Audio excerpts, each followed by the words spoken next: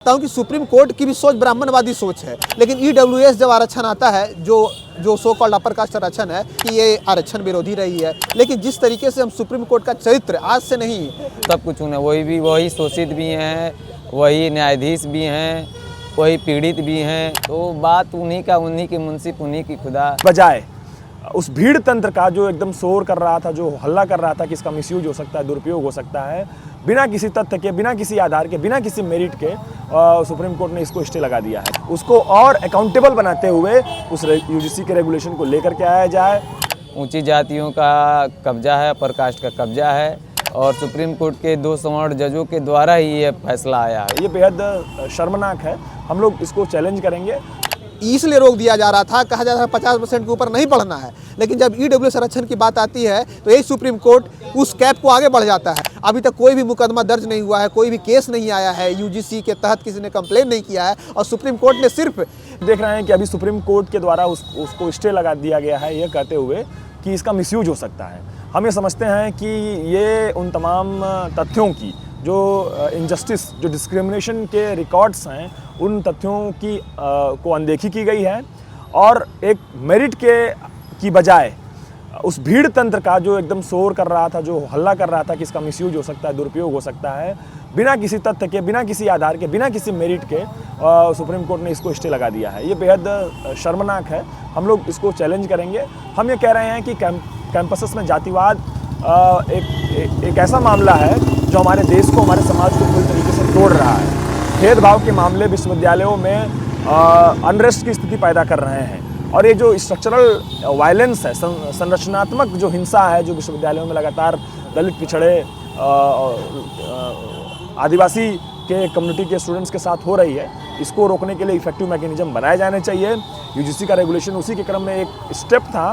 हम ये बात कह रहे हैं कि उसको और ट्रांसपेरेंट करते हुए, उसको और अकाउंटेबल बनाते हुए उस यूजीसी के रेगुलेशन को लेकर के आया जाए, पास किया जाए।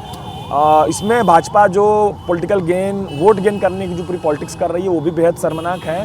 ये एक मेजर क्राइसिस है हमारी सोसाइटी की, हमारे कैंपसेस की। कैंपसेस को बेहतर किया जाए, इंक्लूसिव बनाया जाए, समावेशी बनाया जाए, डेमोक्रेटिक बनाया जाए, जहाँ पर किसी के साथ उसकी पहचान, उसकी नाम, उसके समाज के नाम पर उसको किसी को प्रताड़ित ना होना पड़े, किसी को शोषण ना झेलना पड़े, बल्कि लोग विश्वविद्यालयों में आएँ, शिक्षा हासिल करें, ज्ञान हासिल करें, और सबके लिए एक स्वतंत्र, एक समावेशी माहौल हो विश्वविद्यालयों में। विश्वविद्यालयों को ऐसा बनाना है, और इस बात को लेकर के ये रेगुलेशन था जिस पे रोक लगा दी गई है, ये बिल्कुल गलत हुआ है। देखिए, हम लोग तो मेरा तो मानना ये है कि शुरू से ही इस देश की सभी संवैधानिक संस्थाओं पे ऊंची जातियों का कब्जा है, अपर कास्ट का कब्जा है, और सुप्रीम कोर्ट के 2 स्वर्ण जजों के द्वारा ही ये फैसला आया हुआ है। तो बात उन्हीं की मुंसिफ, उन्हीं की खुदा वो वाला हाल है कि मतलब सब कुछ उन्हें वही शोषित भी हैं, वही न्यायाधीश भी हैं, वही पीड़ित भी हैं, वही खुशी भी हैं, सब कुछ उनका है। यहाँ किसी एक वर्ग का और वर्ग समझ जाइए, हाशिए के वर्ग सिर्फ समझ जाइए कि मतलब क्या बोला जाए इसको, मतलब अभाव है। अभाव क्या है? अभाव का है कि मतलब एक तरह छोड़ दिया गया है कि आप बिलापी लोग हैं, आप गुलामी के प्रतीक हैं, आप उनको इसीलिए छोड़ा गया है। तो ये उसी मानसिकता को, उसी सोच को बदलने के लिए हम लोग की लड़ाई जारी है कि समतामूलक समाज का निर्माण हो, जिसके साथ किसी के साथ कोई भेदभाव नहीं हो, चाहे जाति के आधार पर, नस्ल के आधार पर, लिंग के आधार पर, धर्म के आधार पर, दिव्यांगता के आधार पर, क्षेत्रता के आधार पर, जन्मस्थान के आधार पर भेदभाव न हो।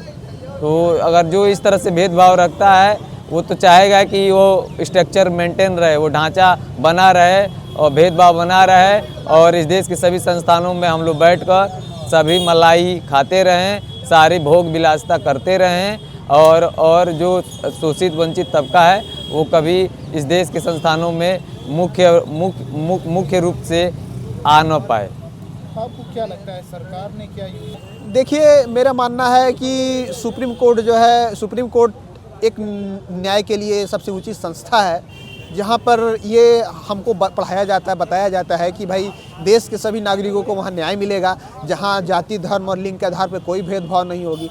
लेकिन जिस तरीके से हम सुप्रीम कोर्ट का चरित्र आज से नहीं, जब से सुप्रीम कोर्ट की स्थापना हुई है तब से हमने देखा है कि ये आरक्षण विरोधी रही है। जब भी मंडल कमीशन आया और भी आरक्षण की बात होती है, जहाँ पर दलित पिछड़े आरक्षण की बात होती है, सुप्रीम कोर्ट वहाँ खुलकर विरोध करता है, उसको लागू होने नहीं देता है। मंडल कमीशन में देख सकते हैं कि 1997 के बाद मंडल कमीशन आने के बाद कितने सालों के बाद मंडल की सिफारिश से लागू हुई, ओबीसी का आरक्षण लागू हुआ। लेकिन ईडब्ल्यूएस जब आरक्षण आता है, जो सो कॉल्ड अपर कास्ट आरक्षण है, सुप्रीम कोर्ट उस पे समर्थन में ये समर्थन में फैसला देती है।